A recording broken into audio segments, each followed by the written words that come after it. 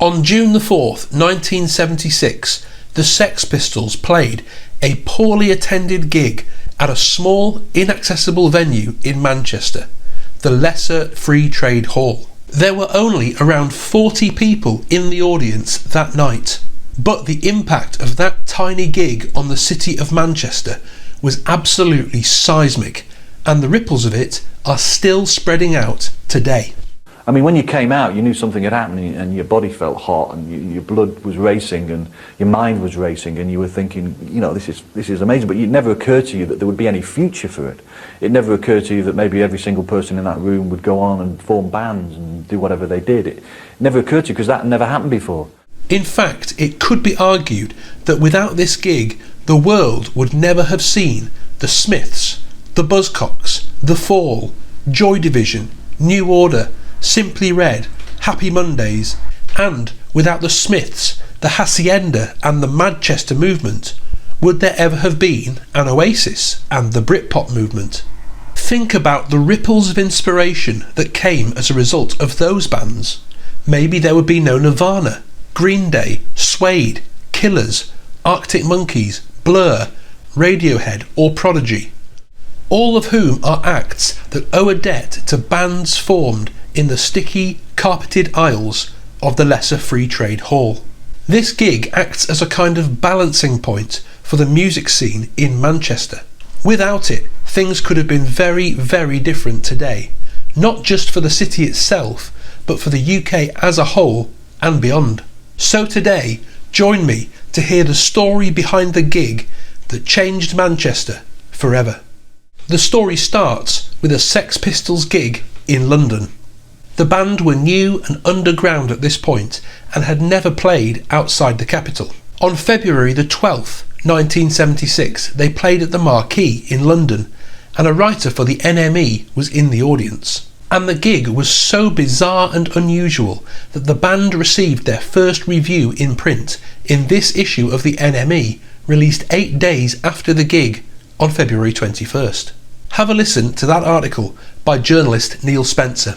I waded to the front and straight away sighted a chair arcing gracefully through the air, skidding across the stage and thudding into the PA system to the obvious nonchalance of the bassist, drummer and guitarist. Then I saw it was the singer who had done the throwing.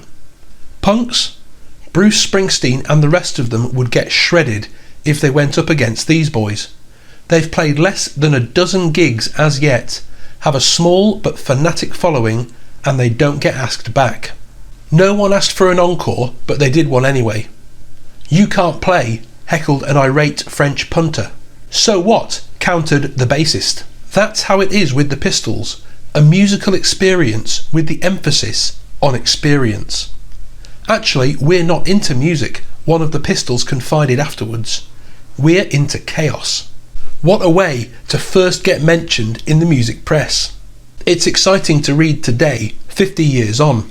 And to two students at Bolton Technical College by the names of Howard Trafford and Pete McNeish, it was just as exciting back then. We were sat in the coffee bar at college whenever it was that New Musical Express came out. He looked through it and he handed it back to me and said, "Did you read that? We're not into music, we're into chaos." There was that line in there. Well, it clicked with me. Somebody in the house I was living in at that time had asked me to pick up their car and said, "You can borrow it for the weekend." I don't think they meant you can drive to London for the weekend. But anyway, that's what Pete and I ended up doing, just on the basis of reading this review and the fact I could borrow this car. And it was, the weekend that changed our lives. Howard was a guy, I think, that picked up on a small article in the NME about the Sex Pistols and how dreadful they were. They read that article and within a week had borrowed a car and driven to London, intent on tracking down the Pistols and their manager, Malcolm McLaren. Pete said, "We got there and they were just closing up, so we asked Malcolm and he said, 'Oh yeah, the boys are playing in High Wycombe.' We saw 2 shows that weekend." So Trafford and McNeish went to see the Pistols live at the High Wycombe College of Higher Education on the 28th of February 76, where they were supporting Malcolm's friend, Screaming Lord Sutch, and then again the next day on the 21st at Welwyn, Garden City. Howard says at that first gig, Johnny Rotten got into a bit of a tussle with somebody in the audience and kept singing under a small pile of people. While in London, inspired by the Sex Pistols, Howard Trafford and Pete McNeish also gave themselves stage names, becoming Howard Devoto and Pete Shelley. And they also came up with a name for their own band, Buzzcocks. Then Howard was talking to Malcolm, and Malcolm was saying how he wanted to have a gig outside of London, because all he could get was little gigs in London. I went up to Malcolm after they played and said, if we could organise for you to play at our college, are you interested in coming up to do it? And he said, yeah. The powers that be at the Bolton Institute refused to let the Pistols play, talking themselves out of a place in rock history in the process. An alternative venue had to be found. We found out we could hire the Lesser Free Trade Hall for, I think it's about £32 or something. But the Free Trade Hall was sort of, not sacred, but it was like a place you went to and it was like so, crap. I suppose it is, after all, the only civic building that I know of that's named after a radical political movement, the Free Trade Movement, the Anti-Corn Law League. This was to be the Sex Pistols' first gig outside of London.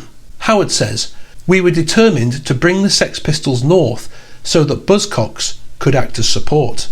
The main thing that was bugging me and Pete was the fact that our bloody group wasn't ready. Pete adds, we didn't have a bass player or a drummer. And so, not wanting to embarrass themselves in front of Malcolm and the Pistols, Howard and Pete stepped down as support act, despite the fact they'd already made the tickets with Buzzcocks printed on them, and resigned themselves to the roles of promoters and organisers for the upcoming gig. And so, with Buzzcocks not ready to play, they booked an alternative support band instead, a hippie band called Solstice. Howard says McLaren sent up some A3 posters that he got printed off. The thing that impressed us about them was that they put in all the bad reviews as well. At the end of May, probably barely a week before the first gig, a cassette tape turned up with Pistols demos. I can't quite remember what my contact with Tony Wilson was, but I got this tape to him. At this time, Tony Wilson was a TV presenter for Granada Television. He was also a music fanatic, and the host of the new music and arts programme So It Goes. Wilson said, 2 things happened to me. I got sent a battered copy of the New York Dolls album, just the cover, no vinyl with it. The note was from this Stretford schoolboy called Stephen Morrissey, saying, why can't there be more bands like this? Then I got this cassette through the post from Howard. Why did I go to the gig? Maybe there was this feeling. There was an appetite. Oh my God, there's something new. And so the day itself rolled around, June the 4th. Malcolm McLaren showed up in a full one-piece leather catsuit, and when it became apparent that the ticket sales hadn't been very high, he started going round the local pubs to try and round up attendees. One of these was a young lad called Mark E. Smith. I'll never forget it because Malcolm McLaren walked in the pub, right, in the vault, and he had like a leather suit on, right, big ginger hair and that, which was like pretty, unusual in them days, like winkle pickers on it and all that, And he just walked over to us, he said, are you going over, to see the, what I mean? That's all really impressed me, it was good management style, like, what I mean? So I went in the pub and said, you're going to see, we were saying like we're weighing it up, what I mean? The whole event was a shambles. It seemed to be held together with safety pins. The date printed on the tickets was 900 years out, saying the 4th of June 1076 instead of 1976. In the end, around 40 people showed up to the Sex Pistols' first gig in Manchester, although many, many more claimed to have been there. Paul Welsh said there were only people in the first 4 or 5 rows. The rest of the place was empty. The support band worried me because they were just another typical rock band playing rock music, and I thought, have I wasted a Friday night here? Are the Sex Pistols just going to be another version of this, dressed up differently? Solstice, the hippie support band, did not go down well, and Pistols manager Malcolm McLaren was so unimpressed he began actively discouraging people from coming in until they'd finished their set. Audience member Ian Gray recollects, "When we got there, on the door there's this guy who totally freaked me out. One-piece leather outfit, a space-age teddy boy. He was Malcolm McLaren. He was saying to us, 'Oh, don't come in yet. The support band are on at the moment and they're crap. Come back in half an hour.'" Solstice played what, by all accounts, was a okay but uneventful set before the Sex Pistols took to the stage. Peter Hook says, "Solstice were old, completely dyed-in-the-wool deep purple Led Zeppelin type rockers." And Paul Morley adds, "Of course they were the most inappropriate group to have, but in another sense they lulled us into a false sense of security and made what was about to happen even more dramatic." And then they shuffled off, and the main act came on. Johnny Rotten ambled on, and that was like just a shock, just to see him, because he was one of the most frightening people I've ever seen at that time. I said to you, this like 1,000-yard stare, and just stood there. They hadn't even started playing, and it was as though he was just staring at me. He was probably just looking out into the audience, but I remember feeling so frightened. My friend who was sat right next to me, he's a bit of a wag, and of course he shouts out, no applause as they come on stage, and he just shouts out, "You're not very sexy, are you?" To which John Rotten actually just shot him with this look and just looked down at him and said with this pathetic sneer, he said, "Why, do you want some sex?" Despite their reputation as dedicated followers of fashion, the Pistols were dressed appallingly. Rotten was wearing a ripped yellow jumper and t-shirt along with a pair of old bloke's Oxfam trousers. Jones was wearing an all-in-one boiler suit. Matlock sported a plain t-shirt and a pair of Jackson Pollock paint-splattered trousers. At the back of the hall, a handheld camera whirs into life, capturing the Pistols on Super 8. Mark Roberts, a student friend of Howard's, has brought his camera. Somewhere else in the room, another audience member reaches down to their leg where a tape machine has been strapped and presses record.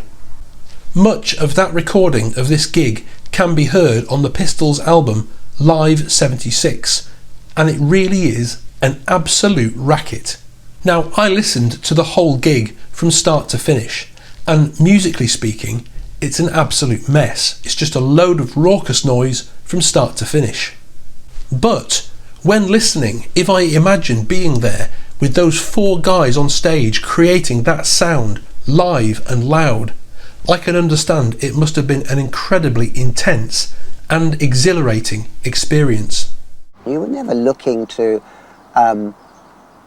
hopefully see a good rock and roll band. You were looking and hoping to see the most dreadful and wonderful energy that could be best described as, you know, your first fuck, really. And you can hear the small audience clapping and whooping enthusiastically in between every song. As it always was with the Pistols, the music was seemingly only the soundtrack to the movement, the chaos and the anarchy that they carried with them. And in a culture dominated back then by complicated prog rock and long-haired pacifist hippies, it was incredibly countercultural. It was this fulcrum moment which transformed us from being an ordinary British city with, you know, a couple of good bands every 2 or 3 years to being this bloody battery farm of geniuses, which just does not stop. We keep thinking it's going to stop, and it doesn't. Paul Morley says, Johnny Rotten meant it, and you felt that more than anything you'd ever come across before. He was really living it out, and that, at the time, was unusual and completely refreshing. You could stare into the whites of his eyes. It was terrifying and addictive. It was fantastic. Peter Oldham adds, it was intimidation on legs. These guys came out and bang, it was there. There was no stage lighting. The sound was pretty poor, but it was just the actual attack of the band. It had a spark to it. Sex Pistols manager Malcolm McLaren. 300 groups were formed overnight. from, the wilds of Shropshire to Land's End. And it sent all those aristocratic, ludicrous groups who were pertaining to be rebellious, like the Rolling Stones, scurrying away into the closet. Afterwards, Johnny Rotten said, "In Manchester, you would play to half-empty halls, but they'd all be there with notepads." Ian Gray said, "Johnny Rotten wouldn't talk to me. He actually said, 'I ain't talking to you, you look like a student.' That was the moment I got my hair cut. I went home and cut it with blunt scissors." Peter Hook says, "I got home, got all my shirts out and ripped the arms off them. I got rid of my flares in the bin. Everything I believed in about music up to that point was destroyed, and rightfully so. This is the way. It was a life-changing event. I was 18 at the time." It was like we were dried kindling, just ready, absolutely ready to explode into fire. Everything that in Manchester of any cultural significance to this day you can trace in some way back to the Sex Pistols playing at the Lesser Free Trade Hall.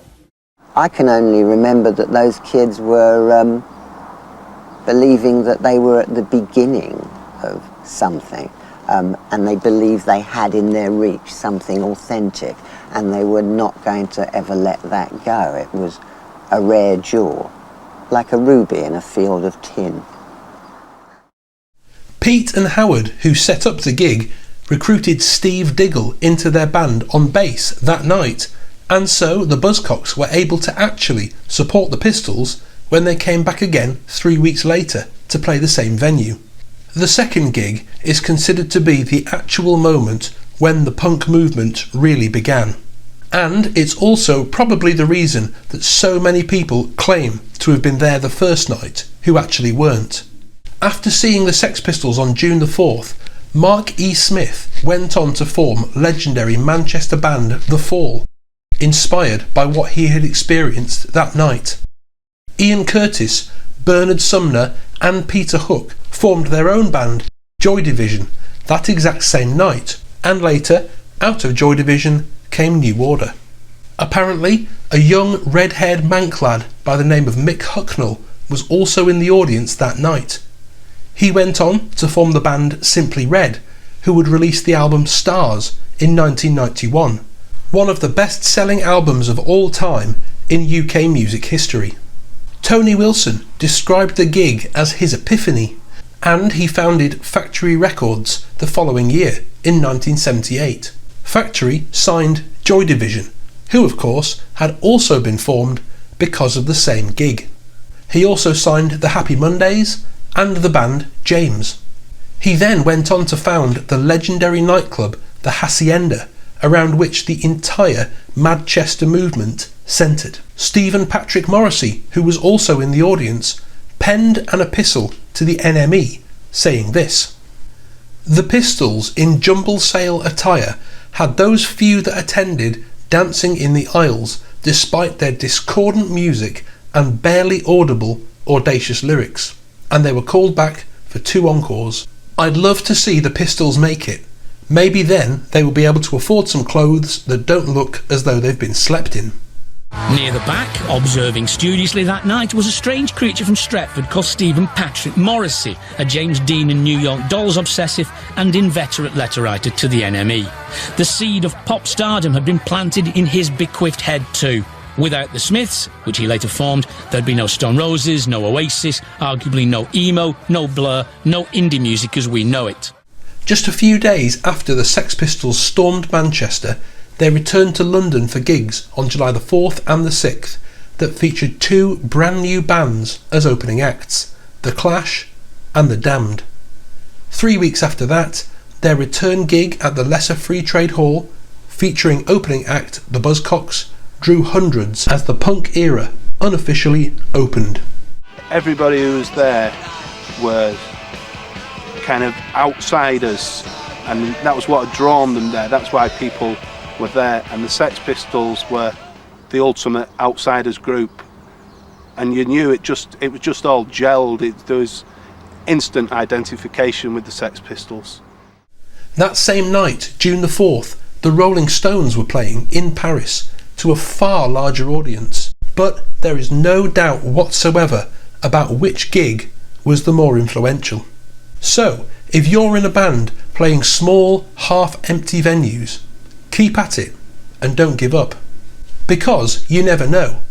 The Sex Pistols didn't know that they were about to permanently change the city they were playing in and the country forever.